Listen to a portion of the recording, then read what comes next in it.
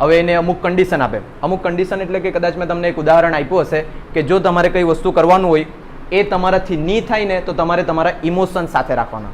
Emotion એટલે કે મેં તમને સમજાવું. હવે માની લો કે તમે અહીંયા ઉભેલા છે, બરાબર? આ ઉભેલા છે ને આગળથી 5 લોકો હોકી લઈને તમને મારવા આવતા છે, હા ને? સાંભળજો કન્ડિશન ને ઇજ્જતથી જવાબ આપજો, બરાબર? હોશિયારી નહીં મારતા. અહીંયા તમે ઉભેલા છે, આગળથી 4 માણસ હોકી લઈને હટ્ટા કટ્ટા છે, બધા મારવા આવતા છે તમને ખબર છે તમને મારવા આવતા છે, તમે એકલા જ છે. શું કરવાના તમે? શું કરવાના તમે? ભાગી જવાના, બરાબર? ઇજ્જતથી જવાબ આપવાનો, હોશિયારી મારવાની નહીં. ભાગી જવાના તમે.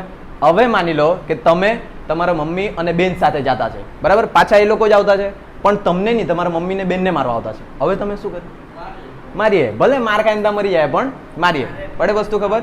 એટલે કોઈ બી વસ્તુ કરવાનું હોય ને તો તમારા ઇમોશનને સાથે રાખો તો તમે કરી શકશે, નહીં તો નહીં કરી શકે. એક સેમ કન્ડિશન હતી પણ તમે ક્યારે કર્યું? જ્યારે કોઈ ઇમોશન તમે સાથે રાખ્યું ત્યારે. હા,